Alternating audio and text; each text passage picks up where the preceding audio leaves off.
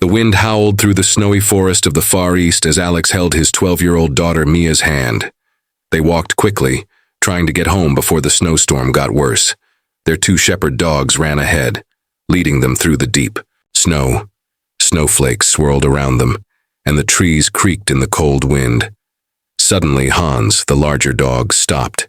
His ears perked up, and his nose pointed toward a small ravine. Without making a sound, he ran in that direction, and Rex, the second dog, followed him. The dogs moved with the coordination that comes from years of hunting and exploring together.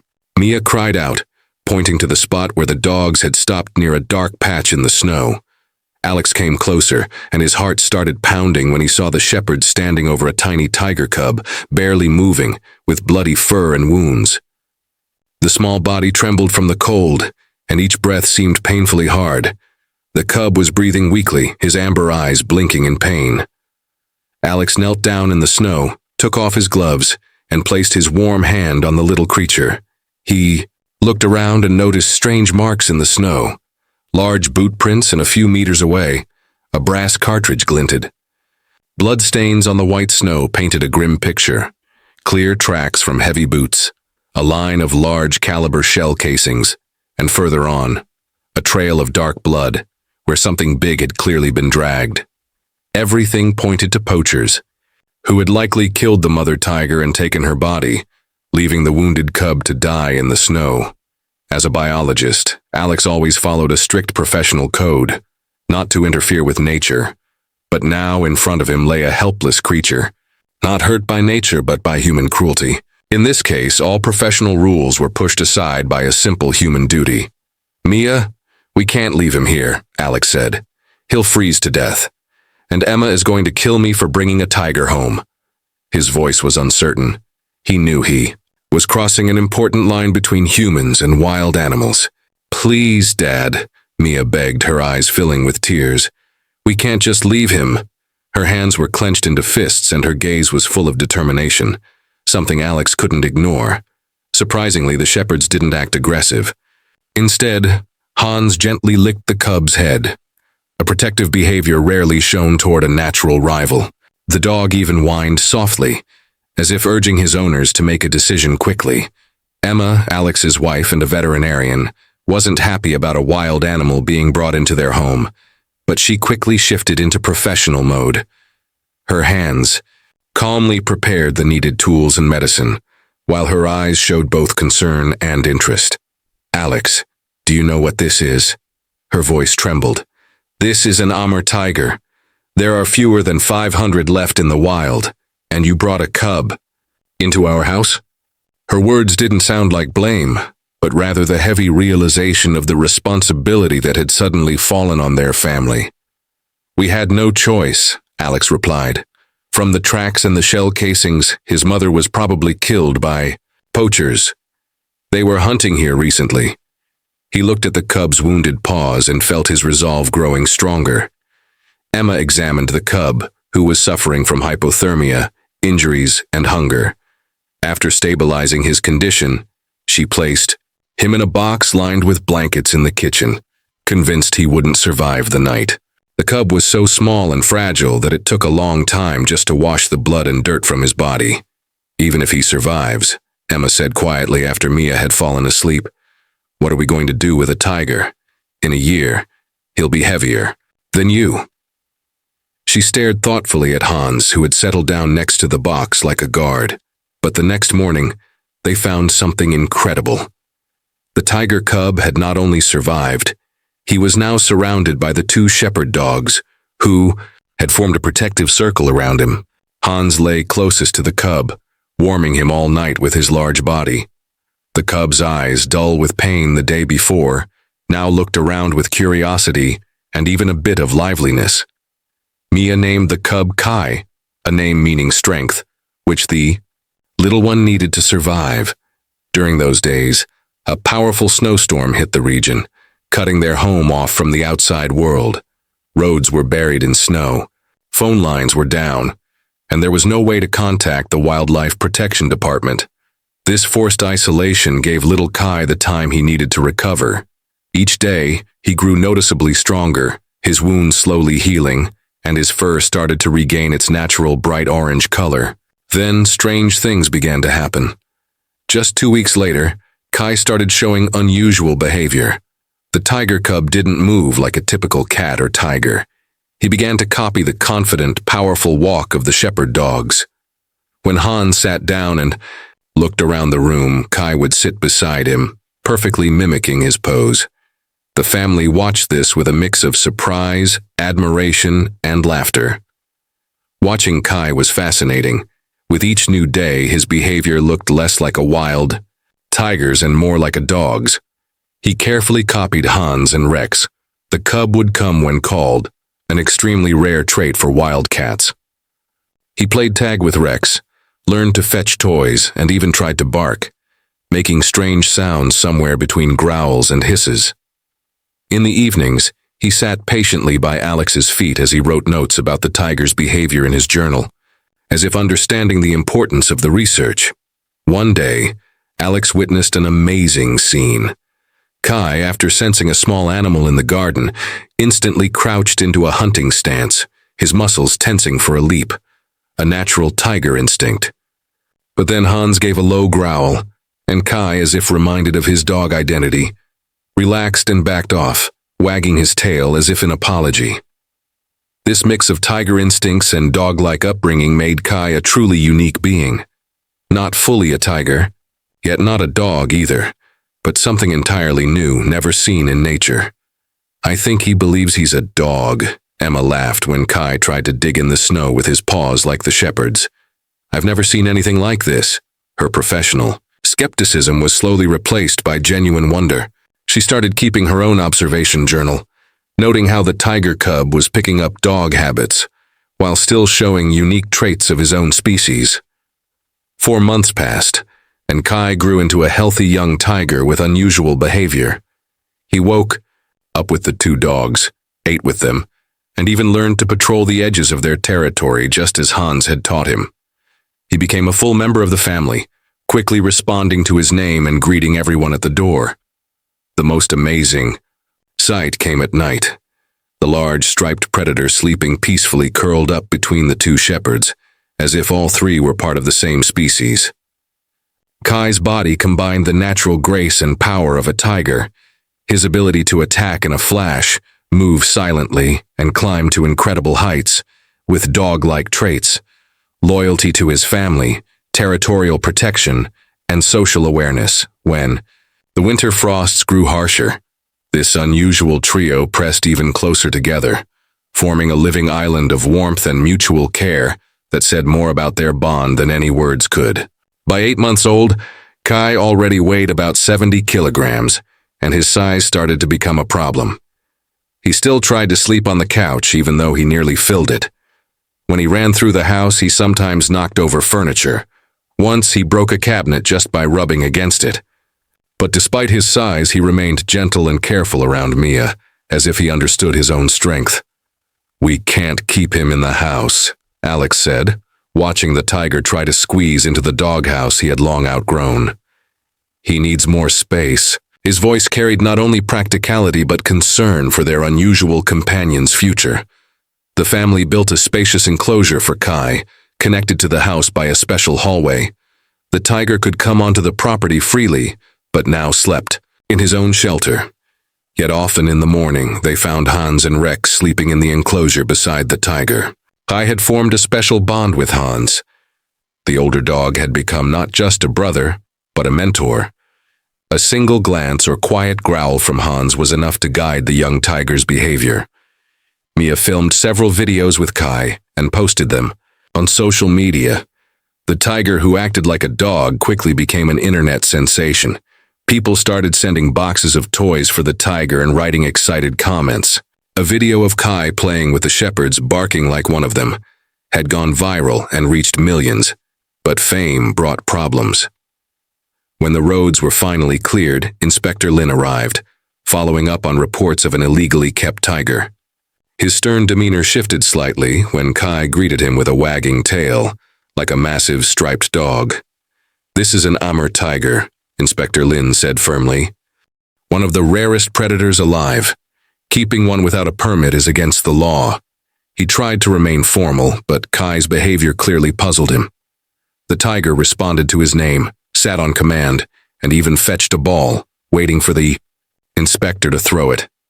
Still, Lin maintained, wild animals can't be kept as pets, especially predators. I have to report this. Despite his words, his eyes betrayed sympathy. Alex quickly applied for a permit to keep a wild animal. While they waited for a decision, Kai grew larger, his stripes deepening and his body strengthening. Yet he remained a hybrid of instincts, following Hans each morning to patrol the property like a loyal guard dog. 2 months later, the verdict arrived. The application was denied. The Wildlife Protection Department insisted Kai be relocated and reintroduced into the wild. The news hit the family hard. Mia cried uncontrollably, and the shepherds wouldn't leave Kai's side. You don't understand, Alex told the department's director. He doesn't know how to be a tiger. He thinks he's a dog. He showed his records and notes of Kai's behavior. Instinct will take over, the director replied. His place is in the wild. But when Kai sat and raised a paw on command, doubt flickered in the official's eyes. Mia shared an emotional video online. It went viral, drawing national attention. Under growing public pressure, the department agreed to send a team to evaluate Kai before making a final decision. Hope returned. The director, a zoologist, and Inspector Lin spent a day observing Kai. How he moved, played with the dogs, responded to people. They were stunned. The tiger not only obeyed commands, he helped Hans herd chickens, without ever showing a hint of hunting behavior. In 30 years, I've never seen anything like this, the zoologist admitted. He believes he's won. The dogs. As he scratched behind Kai's ear, the tiger leaned into the touch, eyes closing in comfort. The director acknowledged the uniqueness of the case but reminded them the law allowed no exceptions. Yet the way Kai laid his head on the man's lap said more than words could. The zoologist agreed. Kai was too domesticated to survive in the wild. After long deliberation, a compromise was reached. They would release him into a sanctuary 200 kilometers away. He would wear a GPS collar for tracking. If he adapted to the wild, good. If not, other options would be considered. It wasn't ideal, but it was something. The day came too soon. Mia clung to Kai's neck, sobbing. Emma packed a special food supply for him, knowing it wouldn't last forever. Alex, hands shaking, attached the GPS tracker and whispered, "You're strong. You'll make it." His voice carried hope, but his eyes held fear. The most painful goodbye came from Hans and Rex. As Kai was placed in the transport cage, they howled and barked non-stop, trying to block the inspectors. Hans stood firm in front of the vehicle, only stepping aside at Alex's command. His eyes pleaded for someone to stop this. "He'll be okay," Emma said, but even she didn't believe it. At the release site, a forested valley near a river, the cage door opened. Kai stepped out, sniffed the air, and looked back at Alex and Mia. In his gaze was confusion, sadness, and a longing he couldn't express. For a moment, he didn't move. Then, a rustle in the bushes triggered something. In a flash, Kai leapt into the trees, his powerful body moving with the grace of a hunter. A golden sunbeam lit his fur before he vanished into the forest. Mia wept in her parents' arms. On the way back, the GPS tracker showed Kai was moving deeper into the wilderness. Each blink of that tiny dot felt like a wound. "He'll be okay," Alex murmured. "This is where he belongs." Yet he couldn't look away from the screen. Back home, Hans and Rex wouldn't go inside. They stayed on the porch, staring toward the hills where their brother had disappeared. A week passed.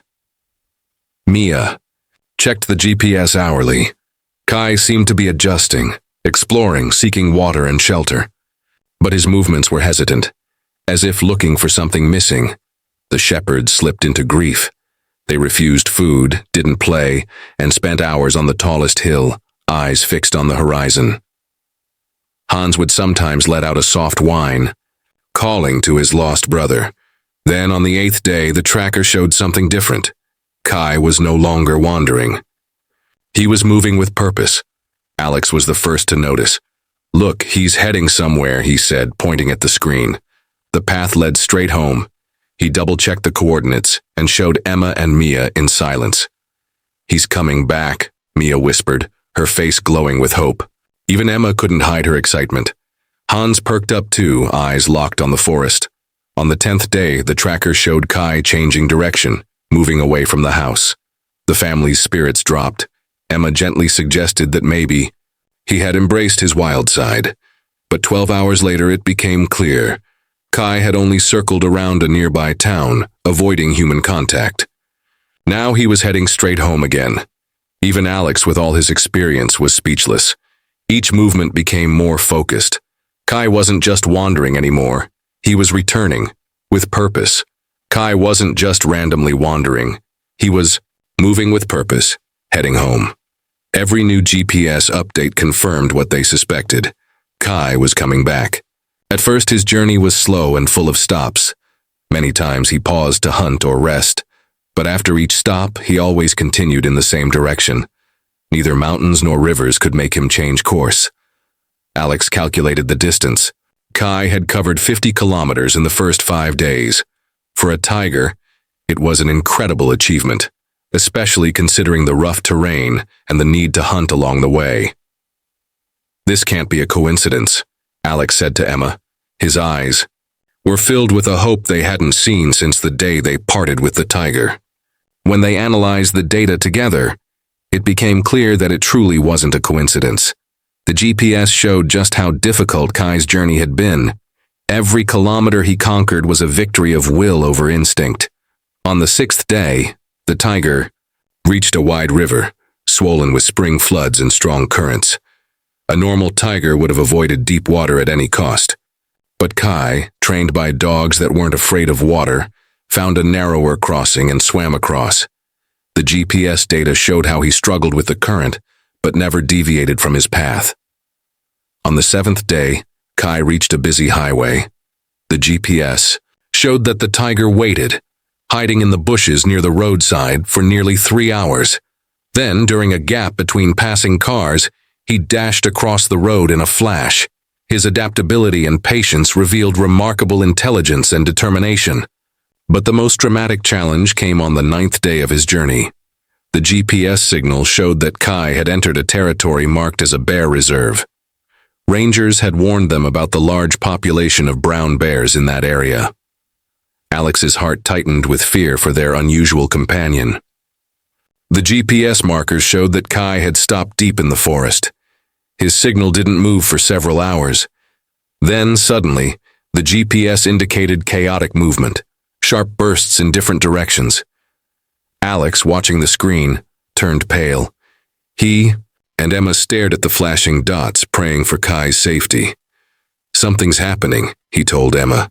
"That's how an animal moves during a fight." His voice was tense to the limit and his hands clenched into fists. 8 minutes of intense, chaotic movement followed. Then Kai stopped again in one spot and stayed there for a full hour. The family sat in silence, staring at the screen, fearing the worst.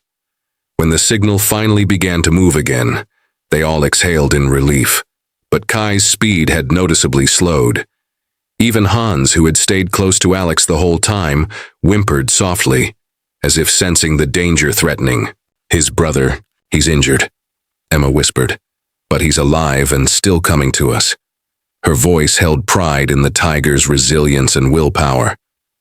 Later, when rangers studied the GPS data and inspected the area, they confirmed that a fight had taken place between the tiger and a large brown bear. Signs of struggle, tufts of orange tiger fur, and drops of blood pointed to a fierce battle. The fact that Kai had survived a fight with a massive brown bear, usually heavier and stronger than a tiger, was nearly a miracle. Scratch marks on tree bark revealed the violence of the confrontation. Every obstacle Kai overcame, rivers, highways, a bear fight, and the territories of other predators, amazed the family. Books on tiger behavior claimed that these animals never migrated such distances, especially not in one fixed direction. But Kai wasn't an ordinary tiger. He was guided by love for his unusual mixed family. On the 12th night, the worst happened. The GPS signal stopped completely. The last recorded location was a place with large rocks and dense trees, about 80 kilometers from home. The silence of the tracker was deafening for the family, who had grown used to constant monitoring. Alex and Mia immediately set out for the location. They searched the entire day, calling out Kai's name, checking every cave and thick bush. There were no signs of the tiger, only a broken piece of the GPS collar caught on a low branch. That small scrap of leather and metal was the only remaining link to the missing animal. Alex tried to imagine what might have happened. Kai had probably snagged his collar on something in the forest, tried to free himself, and damaged the device. But could the tiger continue his journey? Was he injured? Or worse? These questions tormented Alex as he and Mia returned home with heavy hearts. The next 3 days were long, painful stretches of waiting and fragile hope. Mia was so devastated she hardly left her room. Emma contacted every ranger station and veterinary hospital within a 200-kilometer radius. Every ring of the phone made their hearts race, but there was no news of the tiger. Alex continued studying the maps, trying to predict Kai's possible route after the signal was lost. Based on the tiger's average speed before the GPS cut off, he estimated that Kai would need 3 to 4 more days to reach home, if he kept moving in the same direction and didn't suffer further injuries. Red lines drawn by his trembling fingers stretched from the last signal location, and every time, they pointed in the same direction. Home. Kai's fur helps him survive the cold, he reasoned aloud, but he still needs food and water. And he has to avoid other large predators, wolves, bears, even people. His eyes showed pride in Kai's endurance, mixed with deep worry for his fate. The truth was, Kai's chances of survival were dropping with each passing hour. But no one dared speak it out loud, holding on to silent hope. On the 3rd night after the signal disappeared, while the family was quietly trying to eat dinner, the 2 shepherds suddenly leapt to their feet as if struck by lightning. Hans barked furiously and ran to the door, with Rex close behind, wagging his tail excitedly. Their sudden outburst was so intense that the dishes on the table rattled. Alex hurriedly opened the door, his heart pounding. At the edge of the yard, in the beam of the spotlight, stood a tall, lean figure. The silhouette didn't move, only its tail slowly swayed from side to side. Kai, dirty, thinner, without his GPS collar, but alive, was staring directly at the house. His amber eyes glowed in the darkness like 2 small moons. Fresh wounds were visible on his side, and one paw was tucked up, but even from a distance it was clear. This was their Kai. Time seemed to freeze at that moment, and then something incredible happened. Kai made a sound, not a tiger's growl, but a strange, throaty bark, trying to imitate the greeting of his dog brothers. It was the sound of coming home. Later, analyzing Kai's journey using partial GPS data and distance calculations, Alex estimated that the tiger had crossed no less than 200 kilometers of varied terrain, 2 major rivers, a highway, a populated area, and the territories of other predators, all in just about 16 days. The line on the map tracing his route was nearly straight, as if guided by an internal compass. Later, experts tried to explain this behavior with theories of geomagnetics, navigation, highly developed spatial memory, and rare migratory instincts. But their scientific explanations always seemed insufficient in the face of what the family had witnessed with their own eyes. For the family, there was only one explanation: attachment. Kai hadn't just returned to a place. He had returned to his family. His incredible journey was driven by something stronger than instinct, by love and connection. The moment Kai saw the 2 shepherds in the yard, his entire demeanor changed. He rushed forward, not with the careful steps of a wild tiger, but with the eager energy of a dog reuniting with its family. His powerful body moved with surprising lightness, despite the visible fatigue and wounds. The 2 shepherds ran to meet him, and the 3 animals became a blur of joyful sounds and wet fur. Mia, sobbing, ran outside and dropped to her knees. Beside them, Alex and Emma followed, unable to believe their eyes. Even in the beam of the porch lights, they could see Kai licking the dogs' faces, and the dogs licking him back, welcoming him as a brother after a long separation. Kai, a wild tiger, had crossed more than 200 kilometers of unfamiliar terrain, following a nearly straight line to the only home he had ever known. His journey challenged everything scientists thought they knew about tiger behavior, and told a story of a bond that transcended all natural boundaries. The family led Kai into his enclosure. Emma immediately began examining him.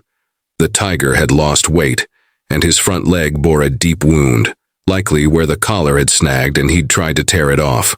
Claw marks on his side told of a bear's attack, scars that would remain forever. But despite everything, he was surprisingly healthy. His eyes sparkled as he looked at his human family as if to say, "I'm home." "He went through hell," Emma whispered as she cleaned his wounds. "But he made it. He's not just a young tiger. He's our Kai."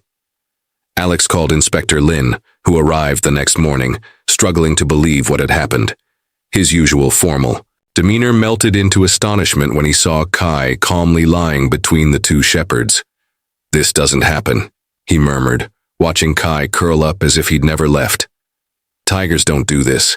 They don't travel that far just to return to a place, and they definitely don't seek out other species for company." His hand reached out almost instinctively to stroke the tiger's thick fur, unsure if what he was seeing was real. Mia knelt beside Kai, gently running her fingers through his striped coat. "He doesn't think he's a tiger," she said softly. "He thinks he's part of our family." Her words carried a truth that no scientific explanation could outmatch. Lynn looked at Alex and Emma. "I'll have to report this. They'll want to move him again, maybe even farther this time." There was a heavy mix of regret and duty in his voice. But as he met Kai's gaze, wild amber eyes filled with unmistakable affection, he sighed deeply. That look said more than any data could. "I'll suggest an alternative," he said. "I can't promise anything, but nothing like this has ever happened before." He was already crafting a report that might redefine how science understood tiger behavior. 2 weeks later, the director of wildlife protection arrived in person. He observed Kai's world, how he played chase with Rex, patrolled with Hans, and slept nestled beside them both. Each action defied the textbook understanding of predator behavior. "What we're witnessing contradicts everything we thought we knew," the director admitted. "Kai isn't just a wild animal, but he's not a domestic pet either."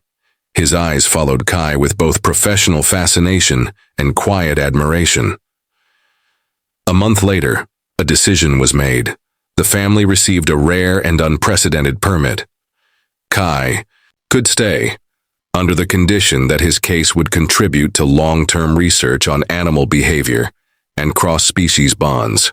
It wasn't just an exception, it was acknowledgement of something new, a unique story that could reshape how we understand wild animals and connection. The family agreed to build a larger enclosure for Kai. Hans and Rex would receive regular health checks and take part in public education programs. Alex and Emma agreed instantly. Mia jumped with excitement, and the two dogs barked, almost as if they understood. A year later, their home had become a local landmark. Students and scientists came to witness the unusual trio. Alex published a paper about Kai's journey and behavior. It became one of the most cited works in behavioral science. Mia, now 14, chose to become a zoologist. Her school project on Kai won first prize at the National Science Fair. Kai had grown into a magnificent adult tiger, over 200 kilograms of wild power and beauty. He often perched on a large rock in his enclosure, watching over the house with the calm vigilance that once belonged to Hans. No one could argue that he had found exactly where he belonged. His body was all muscle and grace, but his eyes carried a softness rare in wild animals. Scientists from all over the world came to study him. They often asked, puzzled, how a tiger could see himself as part of a dog pack and a human family. Alex would simply smile and say, "Sometimes science has to make room for a miracle." Kai taught us that family can go beyond biology and instinct. Kai's journey, from a wounded cub to a being that bridged two worlds, offered a profound truth. Sometimes love is stronger than instinct. Family isn't where you're born, it's where you're loved and where you truly belong. And every evening as the sun dips behind the mountains, Kai, the majestic Amur tiger, sits between his two loyal shepherds, watching the golden sky. Three silhouettes on the ridge, a living symbol that sometimes love is more powerful than nature itself.